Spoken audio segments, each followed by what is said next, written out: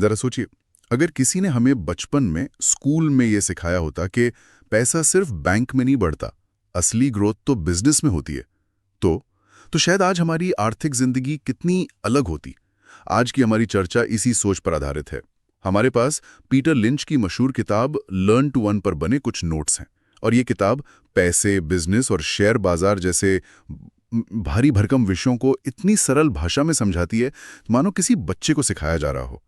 तो आज हम इन नोट्स की मदद से ये समझने की कोशिश करेंगे कि ये ज्ञान सिर्फ फाइनेंस के जानकारों के लिए नहीं, बल्कि हर एक इंसान के लिए, चाहे वो स्टूडेंट हो, नौकरी पेशा हो या घर संभाल रहा हो। क्यों? एक जरूरी जीवन कौशल है। कहते हैं कि कोई भी निवेशक कर सकता है, तो उनकी बात में वजन होता है।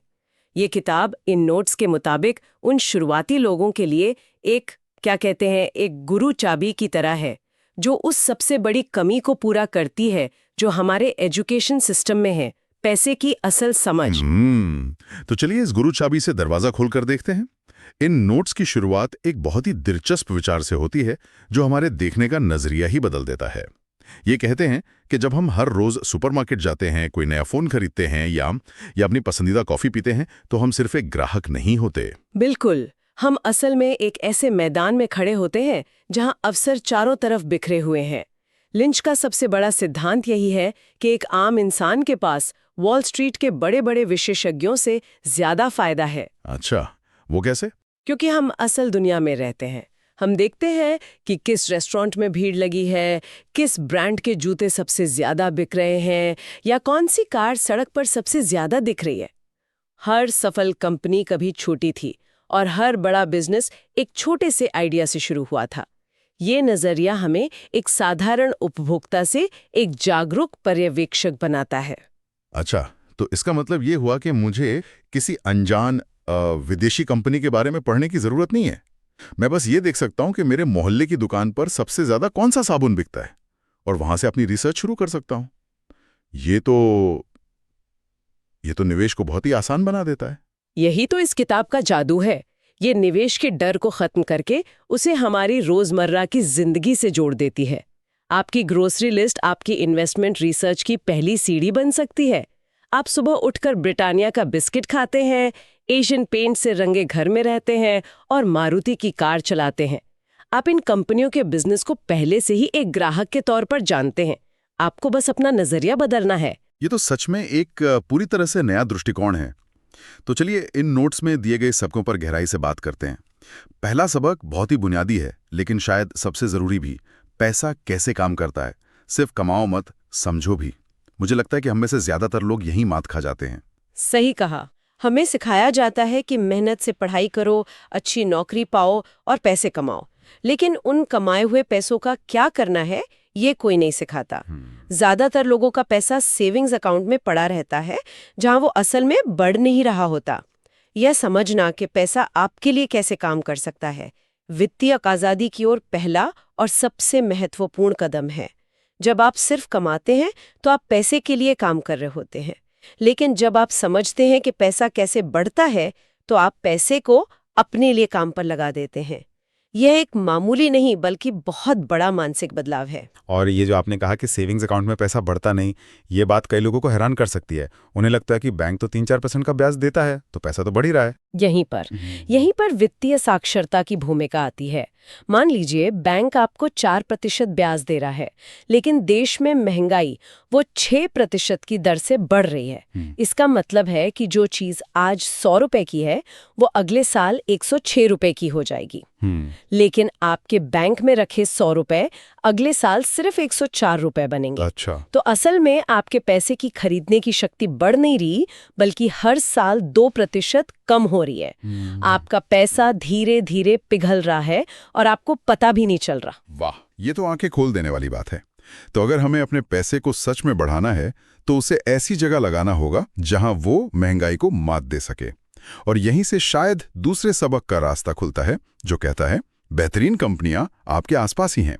बिल्कुल, जब एक आम इंसान निवेश के बारे में सोचता है, तो उसके दिमाग में जटिल चार्ट्स, मुश्किल शब्द और टीवी पर चिल्लाते हुए एक्सपर्ट्स की तस्वीर आती है। उसे लगता है कि ये मेरी बस की बात नहीं। पीटर लिंच इस डर को तोड़ते हैं। वो कहते हैं कि आपको किसी अगली बड़ी टेक्नोलॉजी कंपनी को खोजने की जरूरत नहीं है। आप बस अपनी किचन में जाकर देखिए, वहां आपको शायद नेस्ले, टाटा कंज्यूमर या हिंदुस्तान यूनिलीवर के प्रोडक्ट्स मिल जाएंगे। ये वो कंपनियां हैं जिनके बिजनेस को आप सालों से समझते आ रहे हैं। ये तो ऐसा है जैसे हमारे पास पहले से ही एक तरह की अंदर की जानकारी है। लेकिन कई लोग सोचते हैं कि ठीक है, कंपनी तो अच्छी है, मैं रोज उसका सामान इस्तेमाल करता हूँ, पर मेरे पास निवेश करने के लिए हजारों लाखों रुपए कहाँ हैं? और यहीं पर शायद किताब का सबसे जरूरी सबक काम आता है, जो कहता है कि आपके पैसे से ज्यादा कीमती कुछ और है। आपने बिल्कुल सही नब्ज पकड़ी है, और वो कीमती चीज है समय। एक युवा निवेशक के पास जो सबसे बड़ी ताकत है, वो पैसा नहीं बल्कि समय है। और समय की ताकत को एल्बर्ट आइंस्टाइन ने दुनिया का 8वां अजूबा कहा था। ये है कंपाउंडिंग। यानी चक्रवृद्धि का जादू। हाँ, चक्रवृद्धि का जादू। कंपाउंडिंग शब्द तो सुना है, लेकिन इसका असली मतलब इतना असरदार कैसे हो सकता है? क्या आप इसे किसी उदाहरण से समझा सकती हैं? जरूर। इसे ऐसे समझिए, मान लीजिए 2 दोस्त हैं, अमन और राहुल। दोनों की उम्र 20 साल है। अमन हर महीने सिर्फ 2000 रुपए एक ऐसी जगह निवेश करना शुरू करता है जहां उसे औसतन 12% सालाना रिटर्न मिलता है।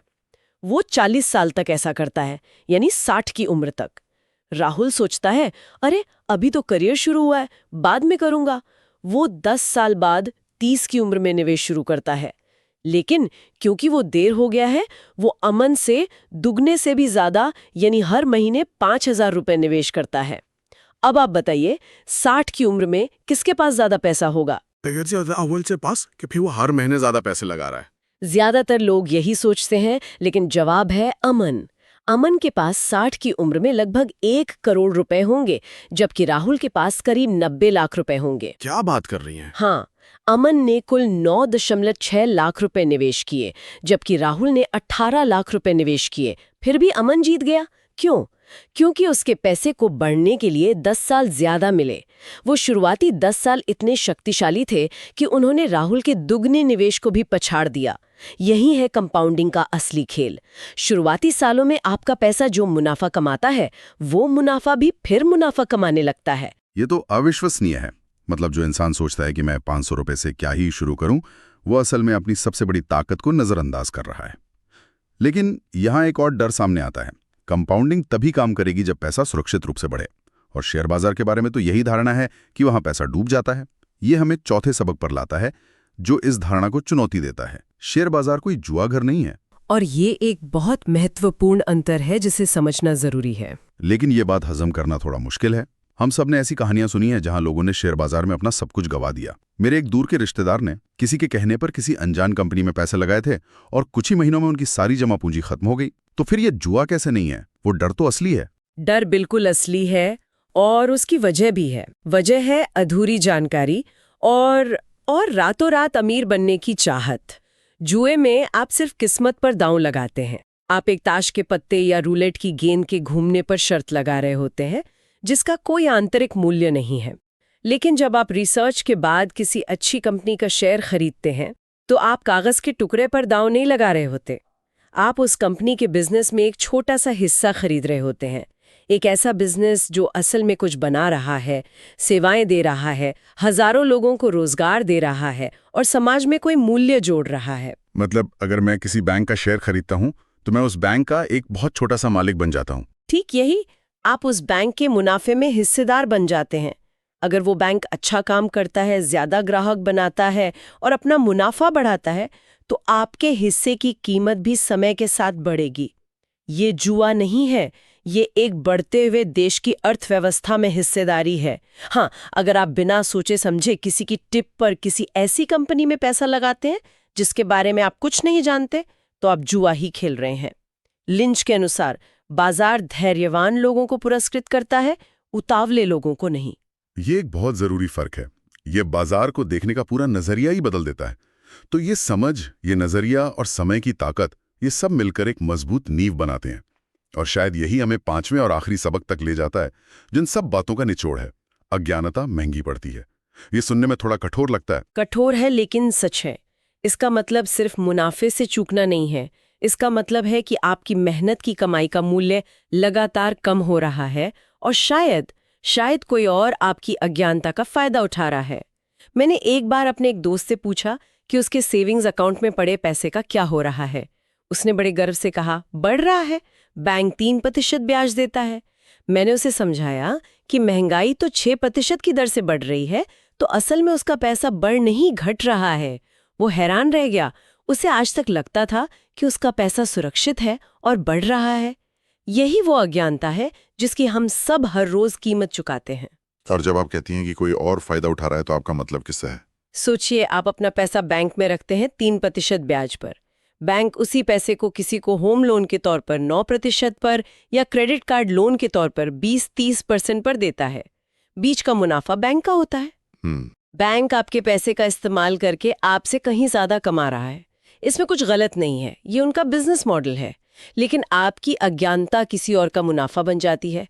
जब आप पैसे के काम करने के तरीके को समझ जाते हैं तो आप उस मुनाफे में खुद हिस्सेदार बन सकते हैं। चलिए, इन 5 सबकों को एक साथ जोड़कर देखते हैं। पहला, पैसे के काम करने का तरीका समझो और महंगाई के असर को जानो। दूसरा, निवेश के मौके अपने आसपास की दुनिया में, अपने किचन और अपनी शॉपिंग लिस्ट में ढूंढो। तीसरा, अपने पैसे से ज्यादा अपने समय की कीमत को समझो और कंपाउंडिंग की ताकत का इस्तेमाल करो। चौथा, बाजार को बिजनेस में हिस्सेदारी की नजर से देखो, जुए की नजर से नहीं। और पांचवा, ये जान लो कि इस ज्ञान की कमी ही आपका सबसे बड़ा आर्थिक खर्चा है। बिल्कुल सही। और इन सब का निचोड़ यही है कि निवेश सिर्फ पैसे का खेल नहीं है, ये समझ, धैर्य और नजरिए का खेल है। पीटर लिंच की ये किताब, जैसा कि नोट्स में बताया गया है, इसी नजरिए को विकसित करने में मदद करती है। ये आपको एक डरे हुए दर्शक से एक आत्मविश्वासी खिलाड़ी बनने की हिम्मत देती है। तो लर्न टू अर्न पर आधारित इन नोट्स से हमने जो कुछ भी समझा, उसका सार ये है कि पैसे और बिजनेस की समझ कोई रॉकेट साइंस नहीं है ना? ये एक बुनियादी जीवन कौशल है जिसे कोई भी अपने आसपास की दुनिया को ध्यान से देखकर और समझकर सीख सकता है। बिल्कुल। ये सफर पैसे से नहीं बल्कि मानसिकता में बदलाव से शुरू होता है।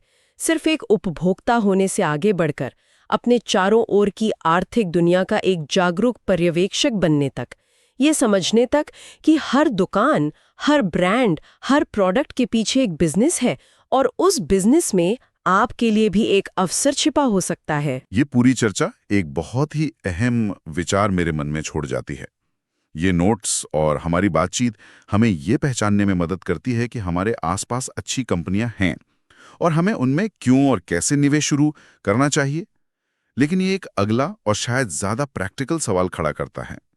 एक बार जब कोई अपने आसपास एक अच्छी कंपनी या बिजनेस को पहचान लेता है, तो अगला कदम क्या होना चाहिए? सिर्फ उस कंपनी को पहचानने और असल में अपना पहला शेयर खरीदने के बीच का सफर कैसा दिखता है? और उस सफर में एक नए निवेशक को क्या-क्या सावधानियां बरतनी चाहिए?